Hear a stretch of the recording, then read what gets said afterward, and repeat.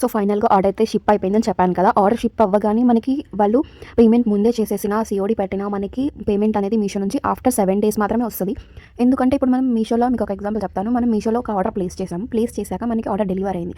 Suppose order delivery మనకి December 10th రోజు అయిందనుకోండి. December 10th నుంచి 7 days వరకు మనకి టైం ఉంటుంది కదా రిటర్న్ పెట్టుకోవడానికి మనకి, అలా అనమాట. సో వాళ్ళకి 7 days రిటర్న్ ఆప్షన్ వెళ్ళిపోయాక మనకి ఆ ప్రోడక్ట్కి మన పేమెంట్ అయితే మనకి ఆ రోజు మాత్రమే జనరేట్ అవుతుంది. మన బ్యాంక్ అకౌంట్లోకి వచ్చేస్తాయి డైరెక్ట్. మీరు మీషోలో రిజిస్ట్రేషన్ చేసేటప్పుడు మీ బ్యాంక్ అకౌంట్ డీటెయిల్స్ కూడా అడుగుతుంది. అప్పుడు అవన్నీ కరెక్ట్గా పెడితే మీ మనీ అనేది మీ అకౌంట్లో డైరెక్ట్ ఆఫ్టర్ 7 days అయితే ట్రాన్స్ఫర్ అయిపోతాయి. ఒకవేళ 7 days లోపు మీ కస్టమర్ అనేది మనకి రిటర్న్ పెట్టారనుకోండి, మనకి బిలో 500 grams ఉంటే 161 అయితే మనకి రిటర్న్ ఛార్జెస్ అయితే పడతాయండి.